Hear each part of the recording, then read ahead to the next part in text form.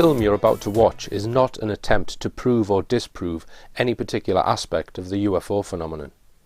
It is a presentation of information and witness testimony, along with some analysis, with the intention of getting closer to the truth on this vast subject. Let's start by stating that many people in high places are UFO believers, or at the very least are open-minded on the subject.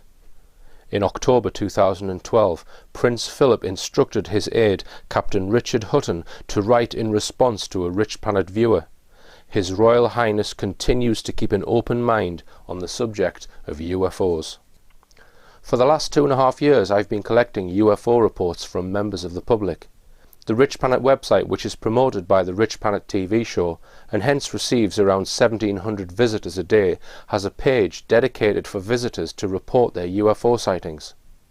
Witnesses are required to fill in many specific fields. This enables me to capture every aspect of the person's experience. A report like this one is then generated. Further dialogue can then be conducted with the witness, and in some cases a recorded interview. Before I describe what is being reported, it's important to point out some of the objects often seen in our skies which are easily mistaken for a UFO. These are Chinese lanterns, and have become very popular for letting off at parties and special occasions. They are usually let off in groups of 5 or 6 and move silently across the sky, emitting an orangey glow. I filmed these Chinese lanterns over Torquay in 2009. They will generally all move in the same direction according to the prevailing wind. Many of the UFO reports I've so far received have been rejected because what is described is similar to lanterns. In this example, the witness states, "Steady moving orange UFO at a few thousand feet altitude over house heading west. It never flashed or flickered like a lantern or a plane and made no noise." Then, after 5 minutes, another identical one followed. In total, there was about 5 minutes interval between each one. Reports like this one have to go straight in the bin, as it is far too likely they are simply lanterns. Another aerial object which has become increasingly popular over recent years is the model aircraft. They don't all look like aircraft, and some of the maneuvers which can be achieved by relatively inexpensive models are quite incredible, using high-powered, electronically controlled propellers. Model aircraft are often fitted with coloured LED lights, so one can imagine what this small multi-rotor aircraft would look like at night if it was lit up. Before we look at some witness testimony, I want to make a simple point about this much misunderstood subject. The major area of contention and controversy with the UFO issue is whether or not non-human, some say alien entities are responsible for some of the unidentified objects. The most popular argument used by people claiming that UFO craft cannot be of non-human origin is that the distance to the nearest star would mean it impossible for them to travel here. Quite a narrow viewpoint in my eyes. Firstly, because it assumes we know everything there is to know about physics and the universe, which we undoubtedly do not. And secondly, it ignores the possibility that there are bases on or near the Earth which could have been here for millennia. There is, however, a third possibility in this argument, which people who haven't delved into the subject are usually oblivious to. This is that some UFO craft may have their origins in some kind of collaboration of the two. It is widely claimed by many there have been technology exchanges between one or more outside groups and the US military. So it could be that UFOs witnessed are human-controlled but utilize outside technology, or that the military are party to non-human craft being flown by ETs in some kind of joint project. The testimony for such possibilities is extensive, and I would recommend these 3 books for starters. The first, written by Philip J. Corso, a retired US Army lieutenant, describes how a top-secret group took control of the famous Roswell craft, recovered in New Mexico in the summer of 1947. Critics often say, if they are so advanced, how come they are crashing in the desert? It has been claimed the military were experimenting with a new type of radar beam in that area in 1947, and that it may have interfered with the craft's propulsion or navigation systems. Corso goes on to describe that the purpose of the project he was involved with was to examine the recovered craft they had acquired in order to learn about the technology, and even introduce some of the technology to certain corporations within the military-industrial complex.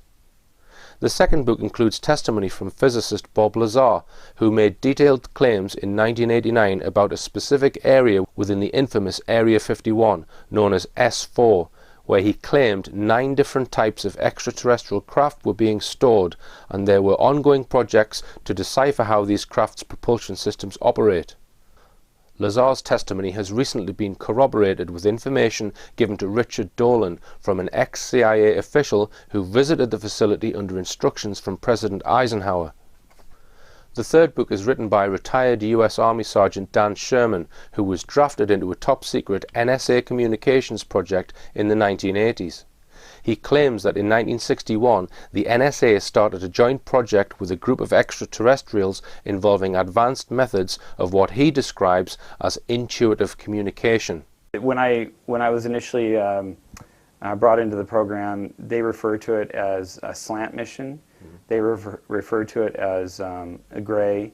So but they also told you that aliens were involved. Yeah, when he described the onion effect with the security classifications, he mentioned that the black projects, were at a certain level, and then gray projects, which have to do with alien technology, research and development, or communication. Any of those things, they were classified as a gray project. Right. Okay. And he mentioned that the project itself had kicked off in, I believe he said 1961. All right. And they started to abduct human females for testing for this genetic procedure that they were going to conduct. And when I say they, it was a joint project with the alien race, whatever you want to call it, and the American government. Yes. And you said it was joint, so you think that, because you describe it as a military abduction, so it's not necessarily military, it's a joint thing. So do you think it's the alien technology that was being used for the abduction rather than the military technology? Oh yeah, I think, let me back up here. The actual abductions themselves were conducted by the aliens. Right. And the procedures were done by the aliens. I say it was in conjunction with the military because the military knew about it. Dan Sherman's story is very detailed, and he is a highly credible whistleblower. It's difficult to dismiss all the claims of alleged ET collaboration out of hand. The Roswell event, for example, has produced many reliable accounts. When considering UFO reports, we must not fall into the age-old argument, was it an alien ship or was it a human ship? We might be overlooking a third possibility, that their origin is in part alien and in part human. In fact, it doesn't really matter what camp you are in. I am happy for your belief to reside in whichever part of this diagram you choose, because the testimony in this film will show there are vehicles in our skies whose characteristics cannot be explained by the science in our publicly available physics and engineering textbooks. Somebody is flying silent aerial vehicles on a fairly regular basis in many locations around the UK without the consent of the public, and everyone should be concerned about this. Everyone. Another factor we need to consider is the advanced aircraft that have undoubtedly been developed, usually for the US military, by the secretive Lockheed Skunk Works. One commentator who speaks about many of the prototype craft that have been designed or developed is Michael Schratt. Some of the declassified craft designed in the 1980s make the mind boggle. For example, version 2 of the TAV will go in a low Earth orbit, can orbit the Earth 3 times without refueling, and can travel from Los Angeles to Melbourne in 55 minutes. They have also designed nuclear power craft, and another secret craft, the B-2 bomber, once airborne, is alleged to be able to switch into an electric mode, possibly utilizing silent anti-gravitic propulsion. It's also worth noting here that the sheer variety and exoticness of the secret aircraft designed and developed by Lockheed, which have so far been declassified, suggests they may be decades ahead of the technologies developed by NASA in their rocket programs. When people see a UFO, and others suggest it may have been a secret American aircraft, the response is often, why on earth would they be testing a secret aircraft over some mundane part of the UK? This 1997 article alleges that in Hampshire in 1994 a top-secret US spy plane which flies at the edge of space at 5 times the speed of sound crashed at the British experimental airbase Boscombe Down. The SAS was scrambled to throw down a cordon round the wreckage. The aircraft was believed to have been the Astra or Aurora, a craft which to this day the US military still denies exists. Michael Schratt also claims another secret aircraft crashed on the East German border region in 1989. The only known illustration of a top secret aircraft that crashed in the East German border region during the first month of the Bush Sr. administration had a crew of 2 that sat tandem. Now I'm proposing that this was a Lockheed design just for the fact that you can see the same faceted flat plate technology used on the F-117. It had 3 balls. There were 2 up front, 1 in the aft section, and when this particular aircraft crashed, that you'll see right here, there was a hull breach on the port side, and then near the aft section of the hull there was a crack or bent at about a 15-degree angle. One of these balls popped out, was later recovered by crew. It had the consistency of a pineapple or a seashell, and there was a interesting gold braid embedded into these balls. And when these gentlemen recovered one of these spheres and they put this box around it, this box actually popped up on its own. So it had some residual effects still going on. Bear in mind, this is only Michael Schratt's opinion that this was a Lockheed aircraft. He does not know for sure it was of that origin. So we know from these incidents that undisclosed aircraft are flown over Europe and the UK without the knowledge of our elected Parliament.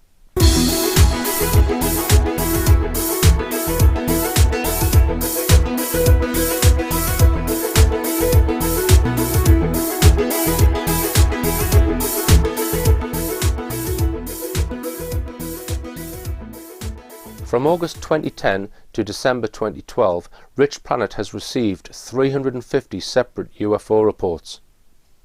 Of these I have discarded 188, over half, because either the information in the report suggests something conventional, or there is not enough information to draw any conclusion. Out of the 162 reports remaining, I have interviewed 25 witnesses by telephone and recorded 12 video interviews. I also interviewed some prominent UK UFO researchers. I've categorized the sightings into spheres, black triangles and disks, and split these up again into different sizes. The small sphere is often described as the size of a football, which we will come on to. Medium would be bigger than a car, and a large sphere would be anything larger than a house. The large sphere would be the category of what was seen in the famous 1974 Berwyn Mountain UFO incident, and I have 15 similar sightings of such objects. The black triangle reports can also be split into 2 broad sizes. The large triangles are invariably described, incredibly, as being the size of a football pitch. The smaller category ranges anywhere from around 30 to 100 feet. We have a number of classic flying saucer cases, one of which I will be describing in detail later in the film. I'm going to look at black triangle cases first, but before we listen to some witnesses, let's just give a quick history of black triangle UFOs. The earliest triangle case I have in my files is from 1976, and it does seem that from the 1980s onwards they have become more prevalent, starting with the Hudson Valley Flap in 1981, a district of New York State where many witnesses saw totally silent triangular craft with coloured lights hovering over houses and roads. Another wave of black triangles appeared in Belgium in 1990. The Belgian Air Force scrambled F-16 fighters to try and intercept them, but were outmanoeuvred every time. After days of activity, the Belgian Air Force had no explanation, and to this day still have no explanation as to the origin of the triangular UFOs. After the events, an investigation was launched, and the airborne radar tips from the F-16s were given to radar expert Professor Emil Schweitzer. Schweitzer ruled out any form of radar anomaly and concluded the radar systems were tracking real objects. Calculations were carried out on the data, and in one manoeuvre the triangular craft turned a sharp corner, resulting in an acceleration of 30 g. That's 30 times greater than the Earth's gravity. This would be impossible for a conventional aircraft, and any occupants would be dead. Incredibly, in 1991, Schweitzer was asked by the British Ministry of Defence to come over to the UK to give British military chiefs a briefing on the movements of this unknown craft and explain the radar data. We know this because Schweitzer himself told researcher Harry Harris when Harris managed to get an interview with him in his hotel whilst in the UK. What I found by calculations starting from the data recorded by the pilot, that the UFO made at one point of his trajectory a very strange motion, and during that very strange motion the normal acceleration was, let's say, above 30 Gs. Yes. So the trajectory was, first of all, the UFO was flying almost level, and then suddenly made a 90-degree motion. At that point, where he made a 90-degree turn, that point, the normal acceleration was above 30 Gs. Climbed almost vertically, and then descended obliquely to the ground. During the oblique descent, the UFO was flying supersonic. Is it reasonable to assume that there couldn't have been anything living in that machine, that UFO, as we understand life? I would say that with the present human technology, that's impossible. The MOD have never publicly admitted they requested a meeting with Schweitzer. The UK too has had its fair share of black triangle activity. Notably, in 1988, a wave known as the Staffordshire Flap occurred at Cannock Chase. In March 1997, the Sheffield UFO incident took place, which has been tirelessly researched by Max Burns, who uncovered evidence that fighter jets were again scrambled to chase this silent triangular UFO. The UFO was seen by multiple reliable witnesses that evening along its path. Although the Air Force has never admitted it, evidence showed that one of their jets crashed while chasing the triangular UFO. Max Burns has recovered aircraft parts from the incident and located the spot where the aircraft came down.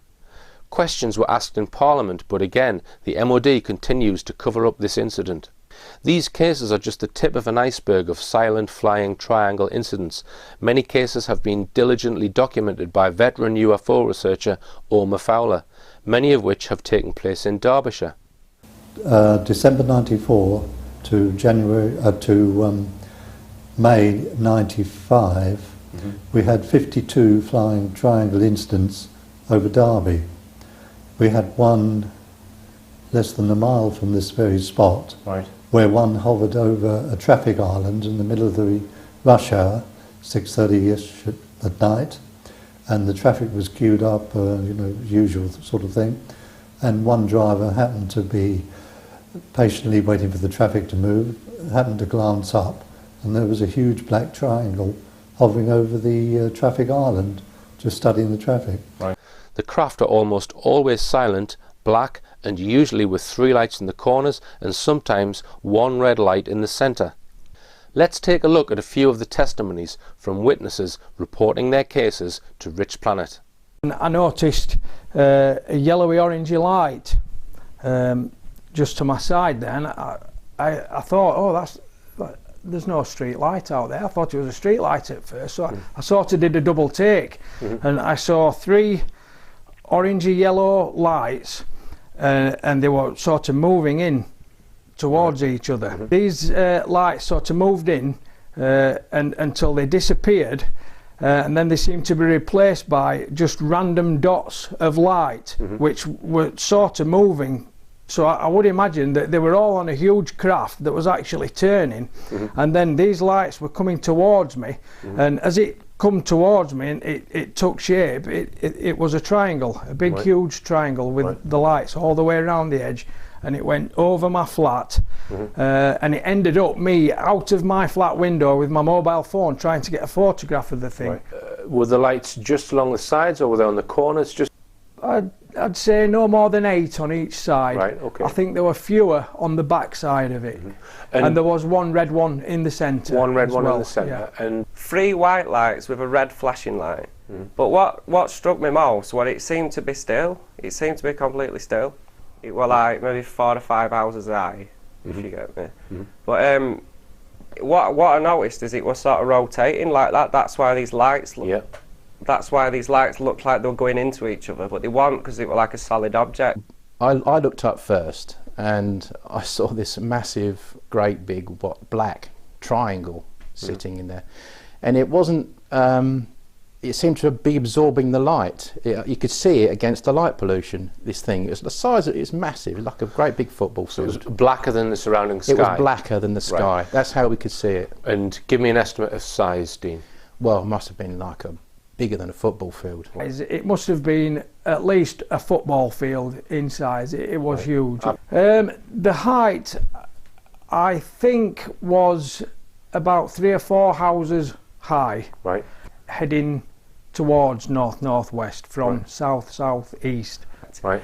And then it kind of moved backwards towards me, if you know what I mean. But like really slow and smooth, and that's why I knew that's not an aeroplane, if you know what I mean. It was like really slow and smooth, like backwards like that, and then it moved forwards like that way, and then it sort of just did that a few times, and then just headed off. Right. But there was no sound at all. That's what was weird. The craft was going like that, Right. and turning round.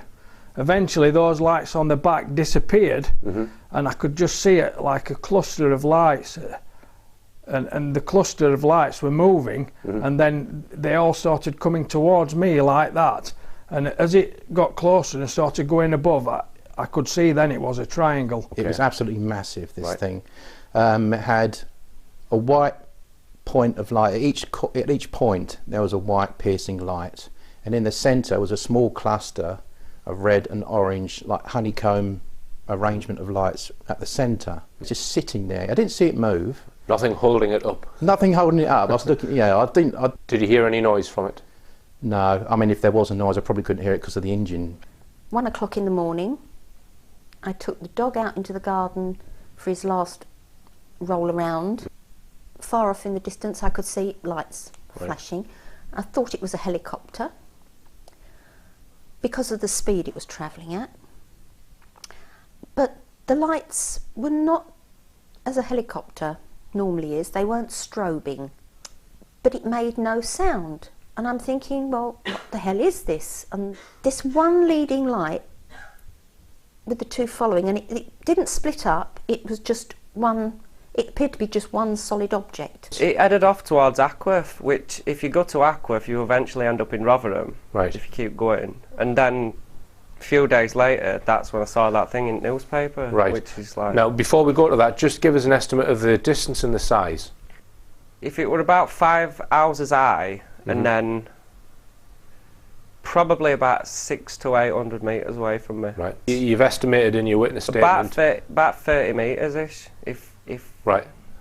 In size? Yeah, like length like that, 30 metres. Right. So your sighting was on the 20th of October. Yeah. And then that was a Wednesday. The following Monday I went back to work. I worked on nights at the time. And there was a sighting of a UFO in Rotherham. Yeah, in Rotherham, and it was a black triangle, Right. apparently, they said. It just says, baffled residents helplessly shouted at the triangular craft as it crept above the South Yorkshire town. And of course it just didn't make a sound, so I couldn't place it. What sort of speed do you think it was travelling at? 40 miles an hour? It wasn't fast. Eerily, it looked just like an object spotted over Belgium in 1990, which so spooked authorities that F-16 fighter jets were scrambled to intercept it. That was in 1990, and they've put a picture of that one as well, which looks pretty much dead on what I saw, to be honest. Right. This object was coming over the top of the houses, and I could see the red lights were starting at the front of the object and flashing down the sides of the object. So initially this was a head-on view, and clearly wasn't anything that I could recognise. Right. So as it drew closer, I could make out it was a flat triangular shape. It just maintained the same speed, it didn't alter. But looking at it from underneath, I was seeing a light there, is that in frame? Mhm. A light there and a light there. Which- About 3/4 football pitch Right. All right. Okay. So is a rough, pretty big then. yes, Yeah. it was all right. pretty big. And what I was seeing was red lights flashing sequentially down the craft from the front to the back, the full length of the object, say about 10 lights. Mhm. And again, as it started coming closer, I was now more looking side on. And the height of this thing was probably around 500 metres, I'm guessing. So not very high at all, but certainly high enough above the houses. But as the first object came into closer and came side on, a second object, identical to the first one, appeared underneath it. And I noticed that the sky around the lights started to sort of wobble, in effect, like a rippling effect, around the outside of what turned out to be a triangular shaped craft. And once it started to ripple, you could see this object materialising. It was just like Star Trek, like decloaking right in front of our eyes around the lights. Once we realised that it was a craft there, the craft floated its nose into the air. Now I say floated, it manoeuvred like no other craft I've seen. I've been in the aircraft industry, I've been to air shows, I know what craft look like when they move about. This thing was floating. It looked like it was underwater, like a submarine. a size, again guessing, is 20 to 30 metres long, the objects. Certainly not huge like some reports have said of football field size objects. It certainly wasn't that big, but larger than your average two-seater plane or what have you. Basically there were just these 4 big lights along the back, and like I say, they weren't parallel to the ground, they were tilted at an angle. Now I also noticed during the course of there was a little light off to one side. It turns out that would be the one underneath the nose at the front, but at this point we didn't know that. We could just see 4 lights at the back and 1 under the front. And it was at this point that the triangle tilted up in the air, but it rose, like I say, like a submarine underwater. Now once it did that, we could see on top of the surface all these lines interlocking, looked like girders. Any noise at all? No, and again this was the thing that drew on me then, was that I couldn't hear a thing. Right. And what sort of speed? And again the speed was most definitely slower than your average airspeed for any aircraft that I've seen. So they were almost, you could say drifting, but there was no bobbing motion. They were on a very set, steady course.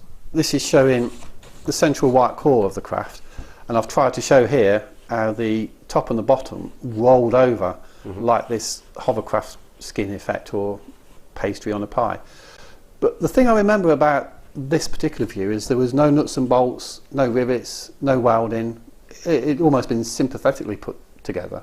As they went past, I noticed behind them, separated by a few hundred metres again, was another pair of identical objects. And were they like directly one below the other, or were Yes. they offset? So They weren't offset, they were directly above each other. all right. So one pair drifted past, then another pair, and I counted 8 pairs, or sorry, 4 pairs, 8 craft. Aircraft. But what I would say is we stood there, and in the distance flying away from us was the largest flying craft I've ever seen in my life, bearing in mind my aircraft experience from the past. It was a huge craft.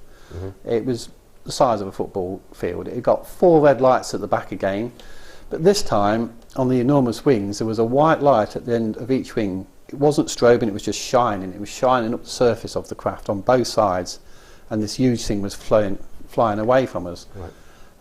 We could only assume that the small craft had gone back to the larger craft.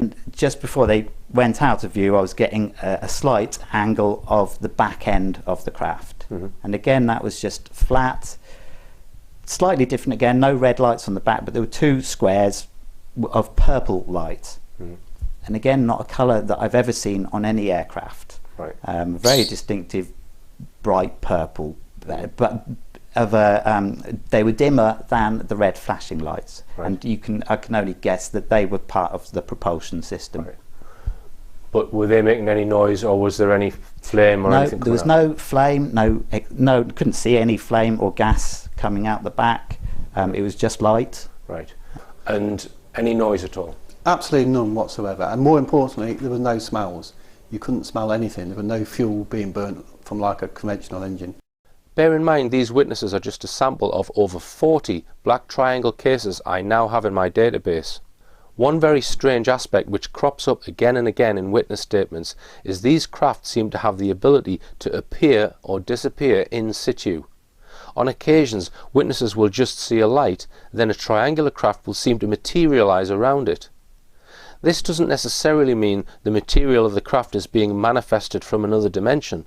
It could be that a field effect around the craft is making the light normally emitted behave differently, therefore making it invisible. I asked some of the witnesses, who do you think these objects belong to?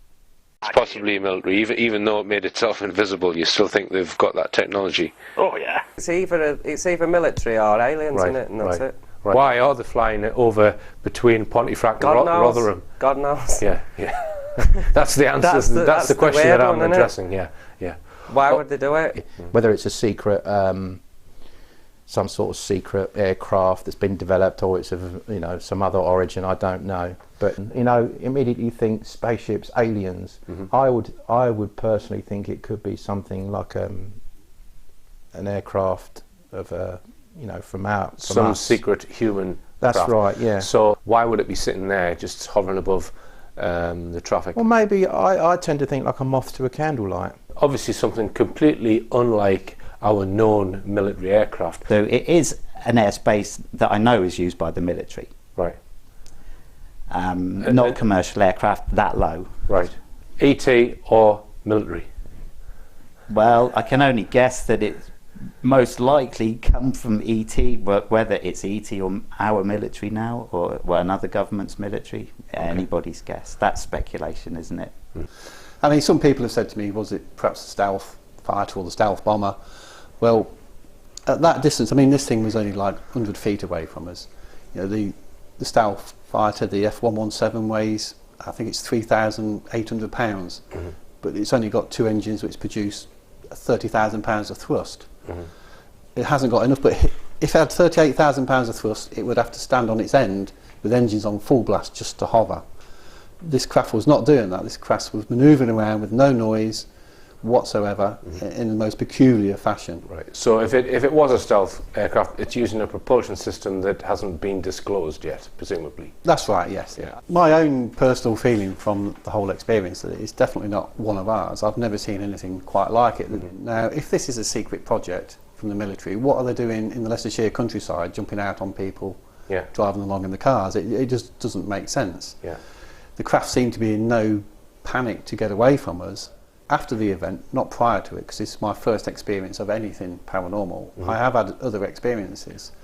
That makes, for me, 100% certain that this is not a man-made object. I decided to compare notes with 3 of the UK's leading UFO researchers. I dare say if you sorted all out the triangular reports, we'd have quite a phenomenal number of sightings of the Black Triangle. And they're in a marked police vehicle, and they see in the area of Northolt, Middlesex, a huge black triangular object, which he describes as the size of 3 football pitches. And I said, well, how do you know it was that big? And he says, because it was over 3 football pitches. Well, he said it was something around that sort of size, almost the size of a football pitch. And basically it was no noise, huge proportions, low to the ground, as low as 50 feet at one point. And it was just motionless, hanging there, and then seen for a few minutes, and then gone. In most cases, they're either completely silent or sometimes emit a sort of low humming type sound. Or sometimes. And the amazing thing is that in the 1990s, they were coming over majestically over the landscape, as if completely impervious of what was happening below them. But they were coming over, moving. It's slow.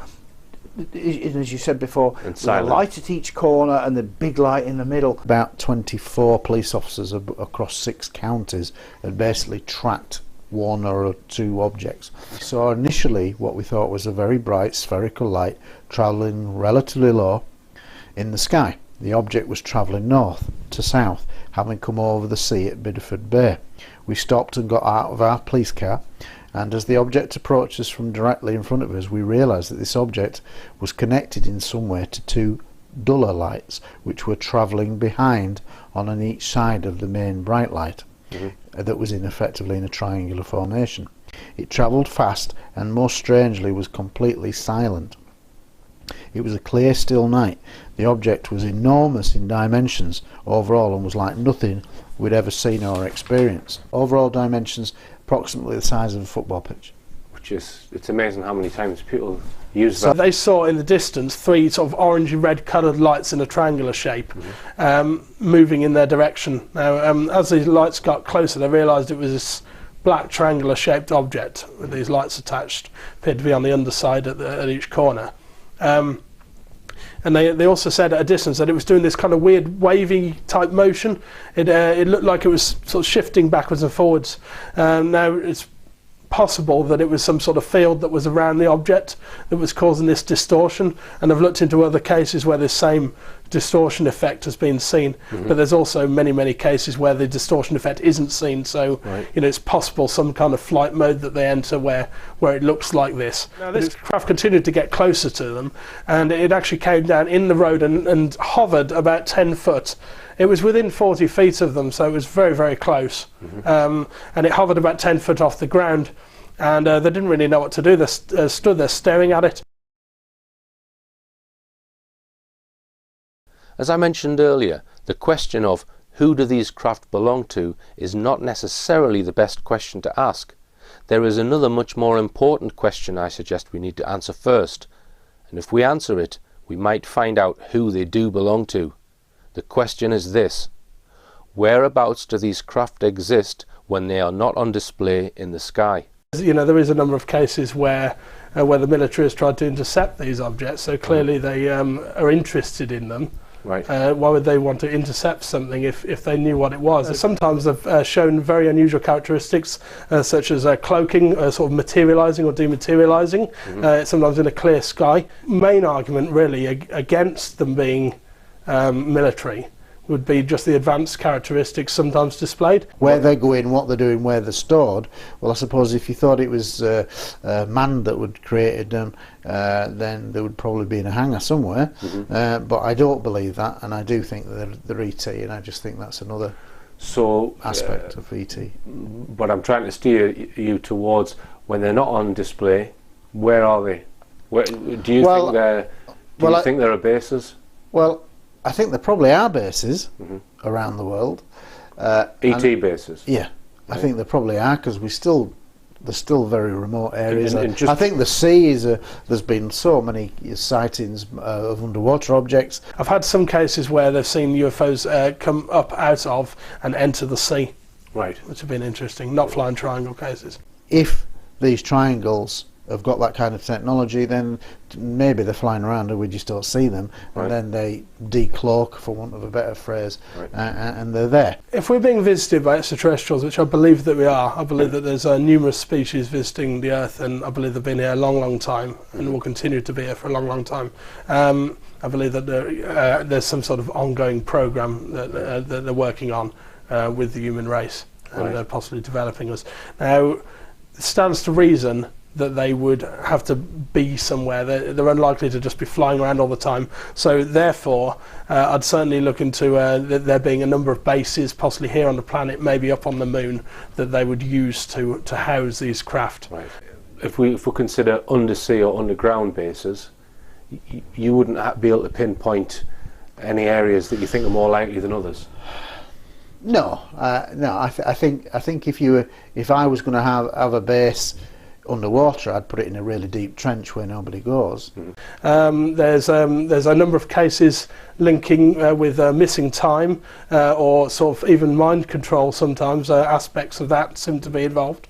And also I've dealt with a number of cases that directly link flying triangle craft with the abduction phenomena. Right. So these bases may have been on the planet for a long time, and there's a lot of talk about bases in the depth of the oceans. That would be a very good place to put them, because it's somewhere out of reach of human civilization.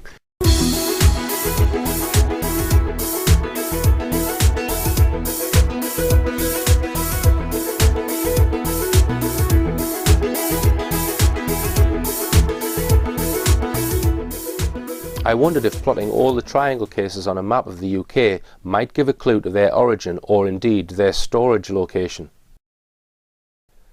There does seem to be a significant number in the West Yorkshire and Lancashire region. This region contains large unpopulated areas, has very steep hills, and is also home to the famous UFO hotspot known as Todmorden. Although none of my triangle cases were specifically over Todmorden, I decided to research online news articles and other UFO websites to gather recent black triangle cases in and around the town of Todmorden. I plotted the sightings on a map. All the activity on this map took place recently, between 2010 and 2012. The red arrows indicate where black triangles have been seen moving, and the arrow indicates the direction. The red triangles show where triangular craft have been seen hovering. A total of 9 separate black triangles have been spotted around Todmorden over the last 2 years, and that's just cases that have been reported. There could be hundreds more unreported.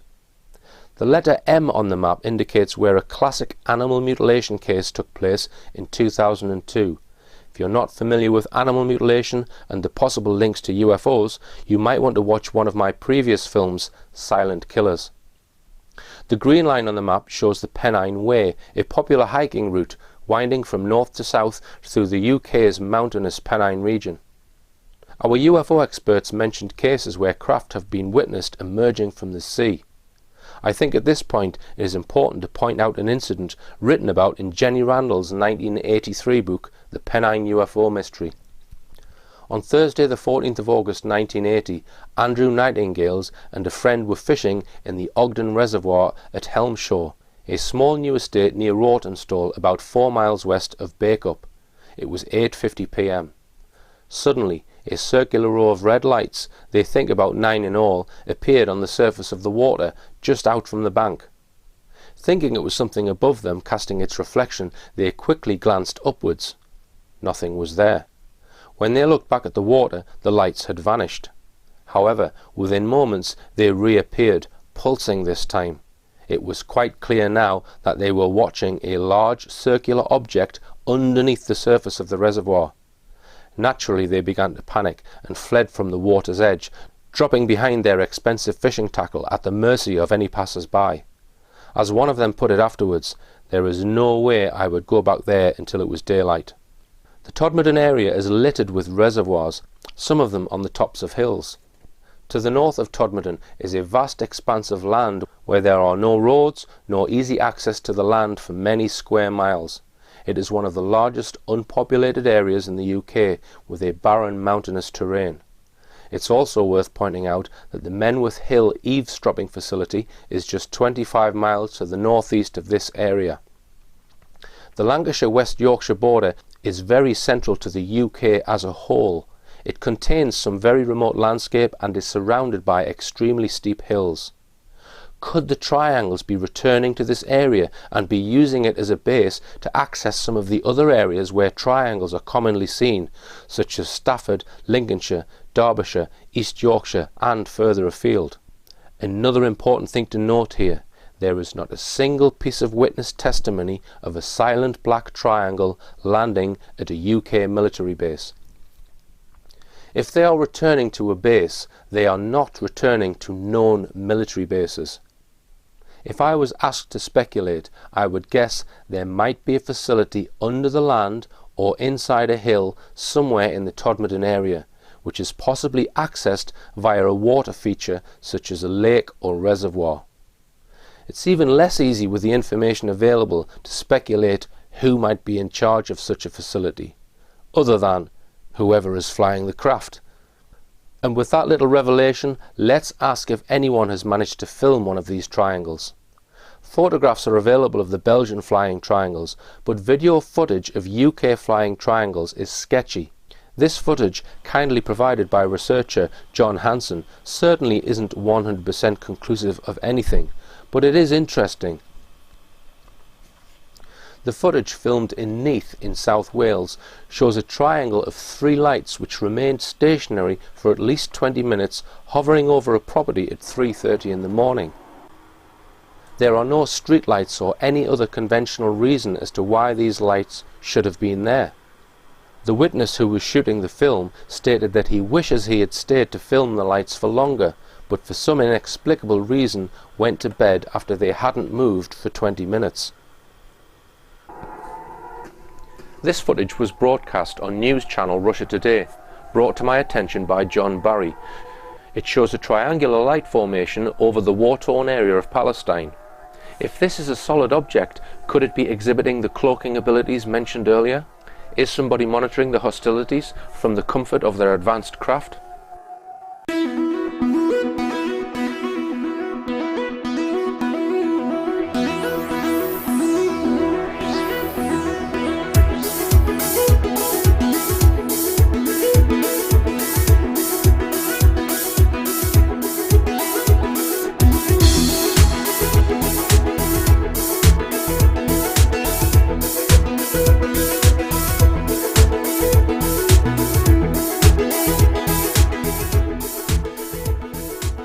UFO researcher Dave Hodrian mentioned that black triangle craft have been associated with alleged abduction cases.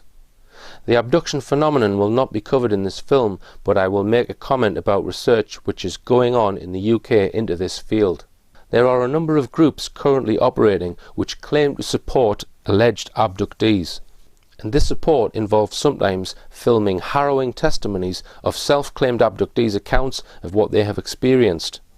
In my opinion, the best way to support individuals making such claims is to devise methods which will produce new evidence to either confirm or disprove what they are saying. The self-claimed abductees will only be fully vindicated if and when researchers find strong, tangible evidence. Some organisations claiming to support alleged abductees do not seem interested in finding any tangible evidence, which surely should be the main objective of their organisation. I have had several cases reported to me of abduction, one involving a black triangle UFO. I have interviewed this witness, who interestingly acquired a small triangular scar he cannot account for in the middle of his chest the night he witnessed the black triangle, and he has several hours he cannot account for. I am aware of other witnesses with similar marks on their bodies. The abduction phenomenon is outside the scope of this documentary, but it is something I will be looking into more in the future. The statements made earlier by Dan Sherman are of particular importance here, which is that the NSA in the United States have collaborated on abduction projects and have been monitoring worldwide abductions since the 1960s. Sherman also stated that there may be many projects currently running involving abduction. The quest of my future research into this area will be to devise methods capable of producing tangible evidence as to whether abduction is going on or not. Moving on from the triangle cases, one type of UFO that people report are small football-sized spheres, sometimes glowing, sometimes metallic, moving under intelligent control, suddenly changing their direction and speed. Here are just a few testimonies I have from the 18 cases currently in the database. And then all of a sudden, this light came on, just a few feet below me. And to my surprise at the time, it was just a glowing sphere, a white luminous sphere. So what sort of size are you talking about, Scott? Well, I'm saying about this sort of big. It was floating in midair above the water then? It was floating, no, actually above the mud. The water above the mud. The tide was 100 yards away. It was hovering. Right. And maybe a foot, no more than 18 inches off the mud. And I could quite clearly see from the glow of it, the luminosity, I could see the mud and the shingle underneath. It was a solid ball. You could tell it was solid. Right. I described it as a football. Perfect. It was like a ball bearing flying through the sky. Right. Right. It was perfect. There were no A's. I think it was just dead clear. The ball came along horizontally, went up vertically, so it was making sudden changes in darting movements. Yeah. Okay. And there was equal as they were going along. It just moved off in a relatively straight line, straight out across the mud and the shingle towards the river channel. Looked up, and it was there, bright silver, and it glinted in the light. And there was an orb about 12, 15 inches across. Just a little smaller than a beach ball. And it just hung in the air and it was shining in the light. I give the impression it was like a mild zigzag along that straight line, or a wobble, and this light went right into the beds. Right. and as a result of that, all the birds erupted off. And all of a sudden it just went. And we both saw it staying there, and then all of a sudden, straight away, just went straight up.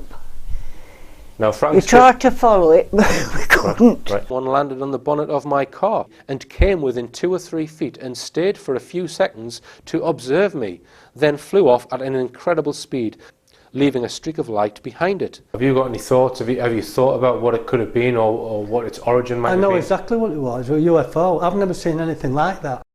I plotted the small sphere sightings on a map, and it does seem to reveal a predominance in the South Wales region of the UK. If anyone has an explanation as to why these things are seen in that particular area more than in others, please get in touch. This film would not be complete without a flying saucer case. The one I have chosen took place in broad daylight on a glorious day on the 26th of October 2000, not far from Aberdeen.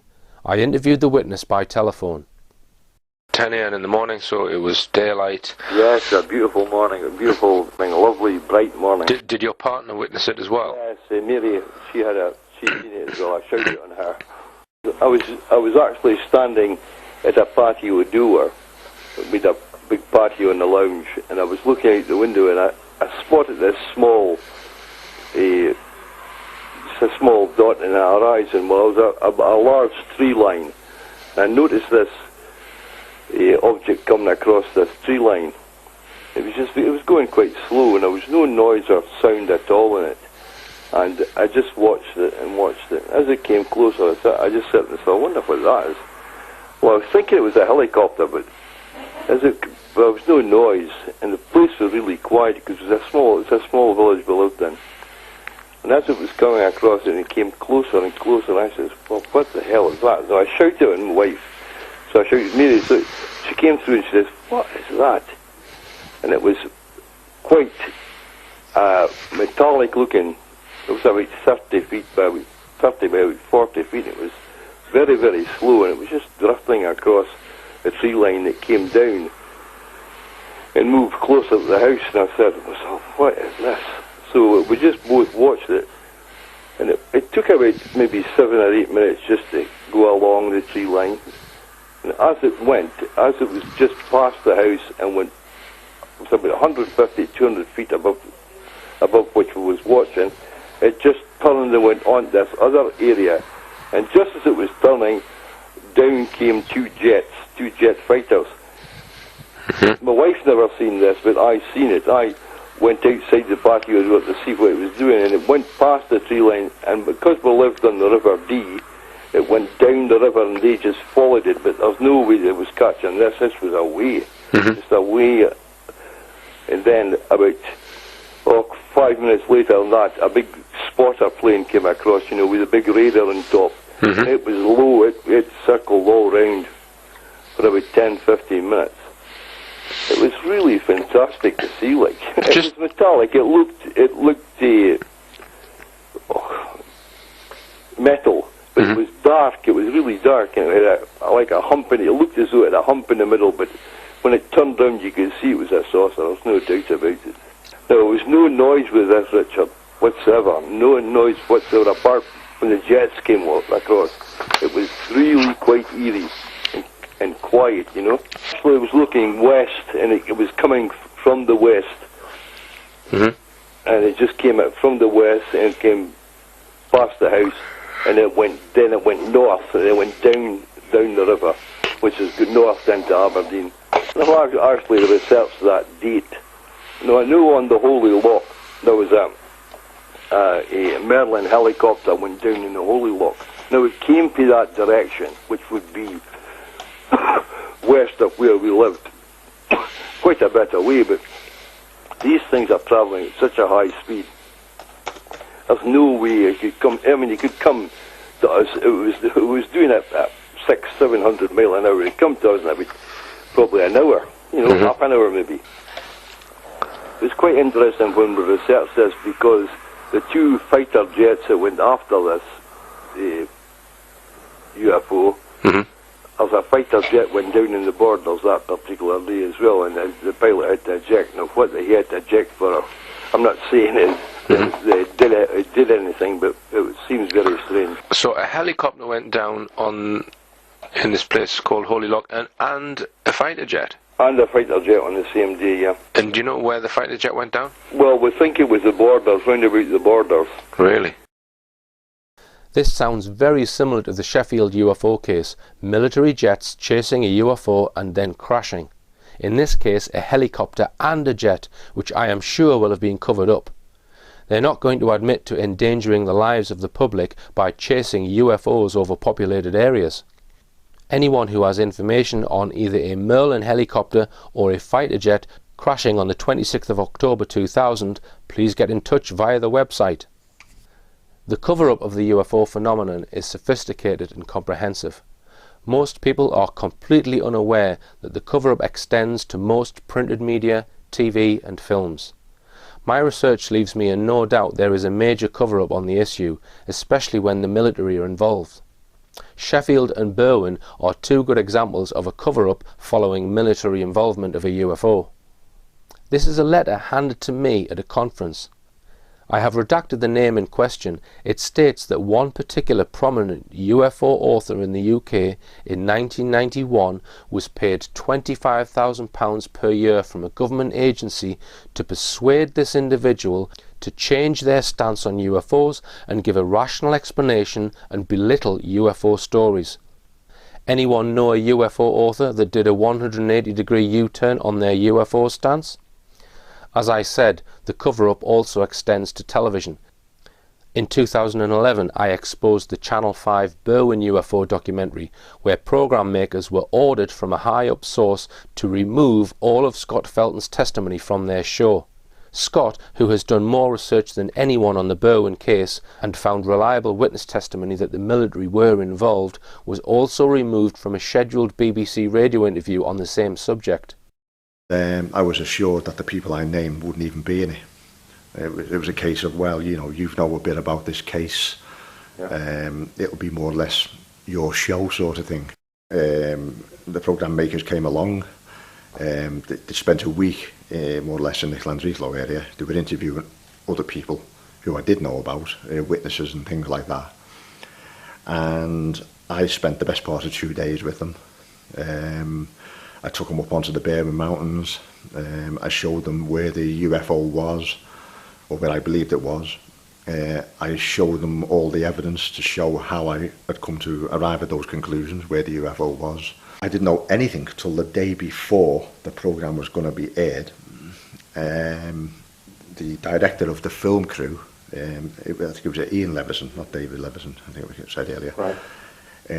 He rang me up and left a voicemail on my phone, and he said, the good news is the programme's being aired tomorrow. The bad news is you're not in it. Right. And then he went briefly on to explain that the commissioning editor of Channel 5 had pulled all the stuff. If you want to know the truth about the Berwyn incident, it is in the Rich Planet 2011 film, The Berwyn UFO Cover-Up Exposed.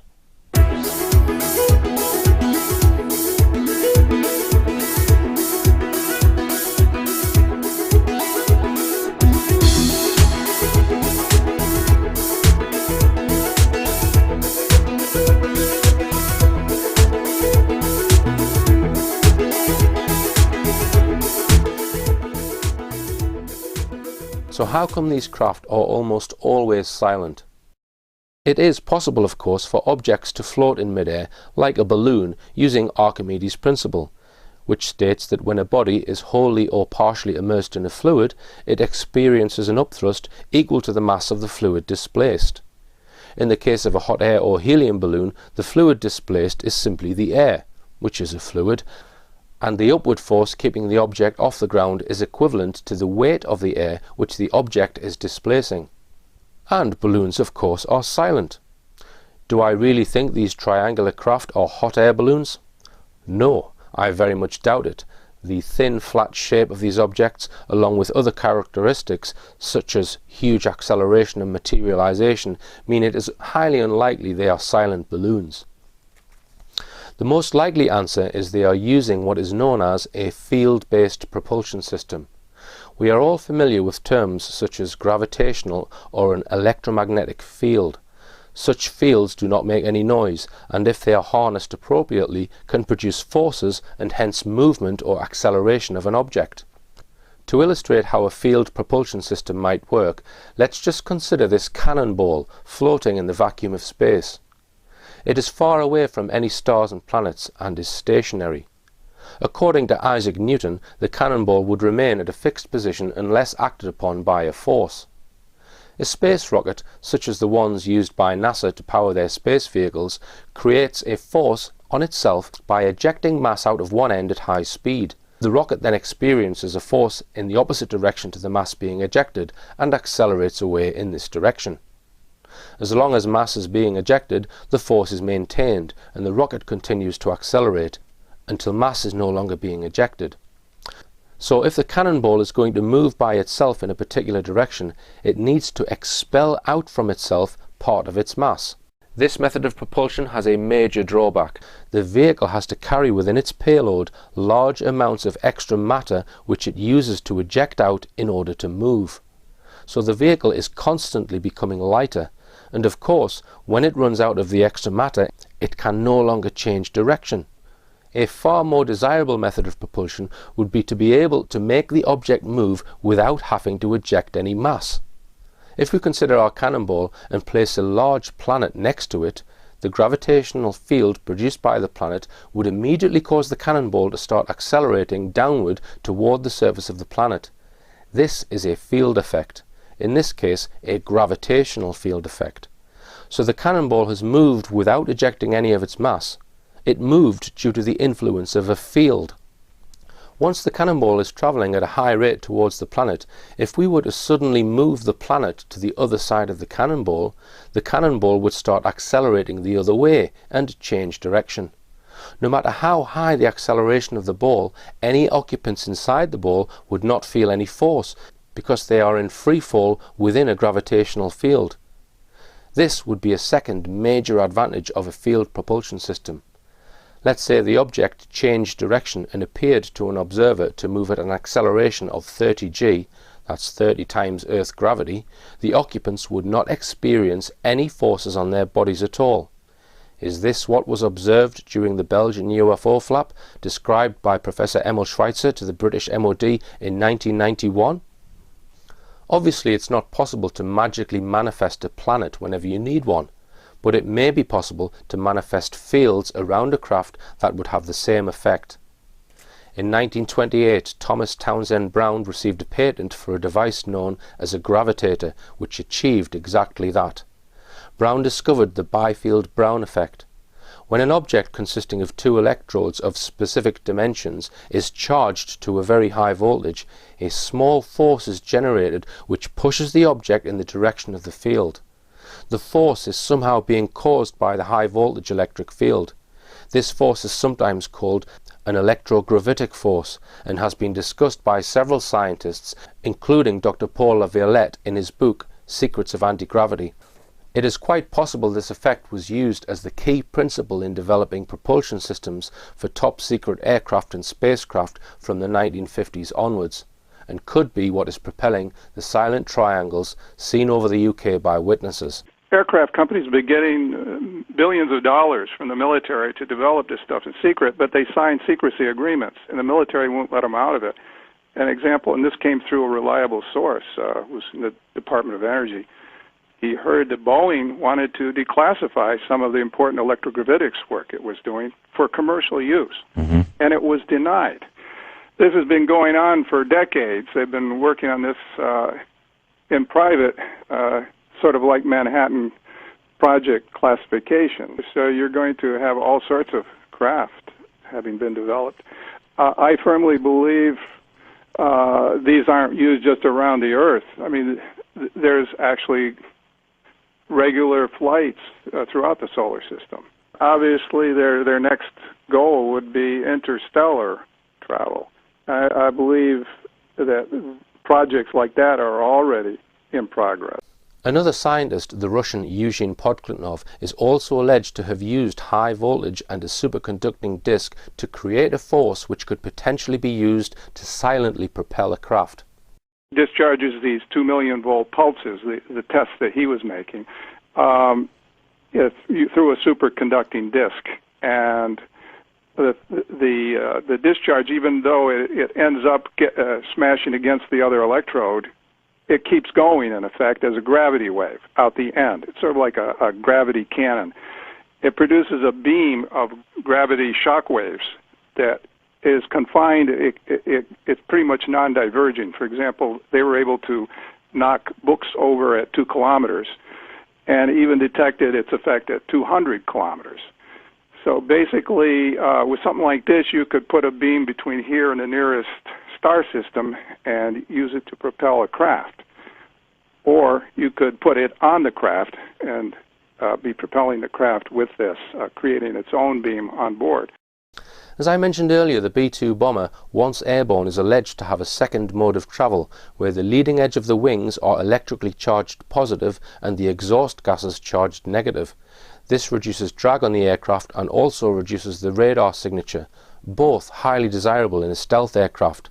But Dr. Laviolette contends this charge is also contributing to the craft's propulsion, and even that the jet engines can be switched off and the craft fly purely using an electrogravitic mode which would be totally silent. It is highly likely there are a plethora of top secret aircraft which have been kept totally secret out of the public eye, using field propulsion. I personally don't think we can say any UFO is a non-human craft just because it has advanced characteristics. That doesn't mean I am saying that all the craft are man-made, but what I can say with absolute certainty is some group or groups are flying craft which are way beyond the capabilities of any publicly known aircraft. They are doing it right under our noses, and they are doing it without public permission. Are you happy about this? As I've said throughout the film, we need to find out where these things are going, then expose it to the world. If there are undisclosed secret bases being used to house these craft, I have some good ideas as to how they might be discovered. Anyone else who has further ideas, please get in touch via the website.